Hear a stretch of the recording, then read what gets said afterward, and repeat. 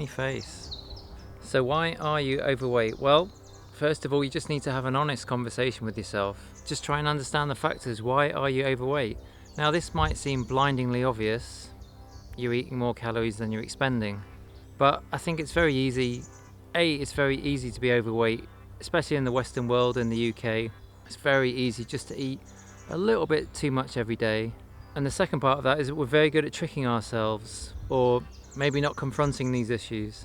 For example, when I was at my heaviest, if you'd have asked me what my diet was like, I'd have said, oh, it's pretty good, not too bad, when in fact it was terrible. Takeaways every weekend, things in boxes during the week, definitely a pizza or two from the supermarket, just very calorie dense, non-nutritious stuff. And what the thing that I certainly discovered very quickly was it's just very easy just to eat sort of 200 or 300 calories extra each day without thinking about it, just mindlessly doing it. If you do that over months and years, then this is going to add up to a lot of weight, a lot of extra weight.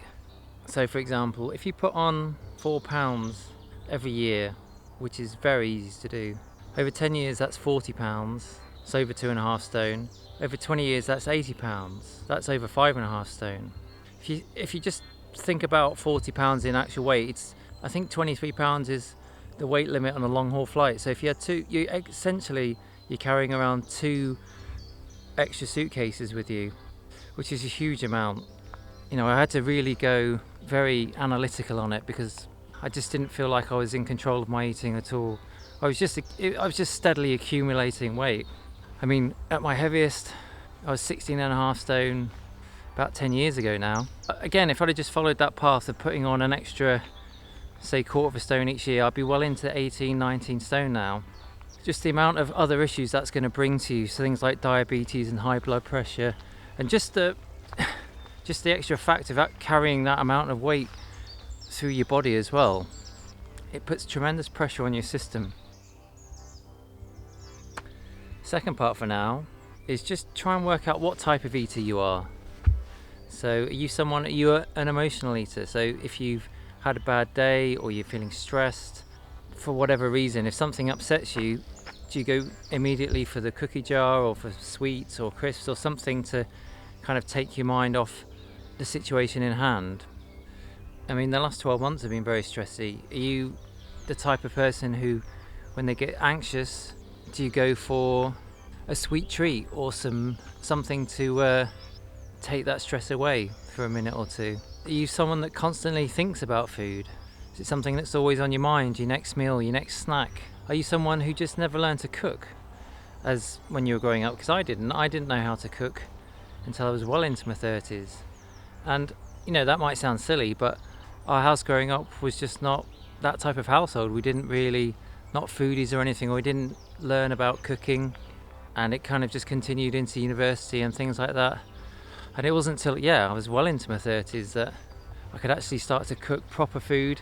And that, again, it might sound silly, but it's that pride thing almost, or your ego that's getting in your way of thinking, well, I can't possibly ask for help, or you don't want to be embarrassed by thinking, I don't want to asking people how to cook. But I'm not a great shake now, by the way, but I can put together a nice nutritious meal that doesn't take hours, on the understanding that this is the best stuff that I can put in my body, not stuff that takes 2 minutes in the microwave or something like that. It's just gonna do me no good in the long run.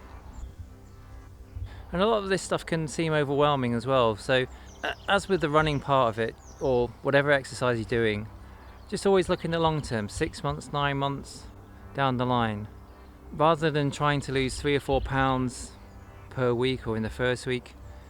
Pound a week is fine. Just look at it as a long-term project. And as you go through this project, things happen. Your body starts to adapt to what you're doing, your exercise regime, or less eating, so your body gets used to what you're doing. So then you have to adapt again. It's not progress with these things is not linear. It's always up and down, up and down. But the important thing to remember is just having this long-term goal, 6 months, 9 months. What do you want to be? How much weight do you want to have lost? What do you want to be what activities you want to be doing by then, and then take it from there. And then you readjust and you go again. I think we've all had experience about losing weight for something, a holiday or a wedding. But what happens after that? Do you just go back to your old habits? Do you go back to your old diet, which wasn't serving you well if you were overweight in the first place? One of the biggest things that I've found in me is a change of mentality. Yes, I've lost a lot of weight and I'm doing a lot of different things than I used to do 10 years ago. A lot of it has just evolved over time, where these habits, these new habits, have kind of permeated and they're very much bedded into my system now, if you like. It's an evolution, essentially.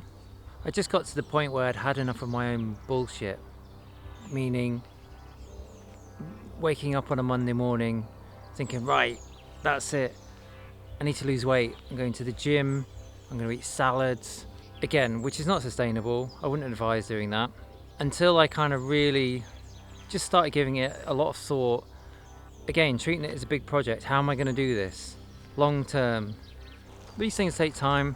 The main thing for me was that I knew that I was progressing, and however slow or long that took, I could see some improvement. Just start thinking about it rather than just kind of either blanking it out or just mindlessly not thinking about it. Keep on keeping on.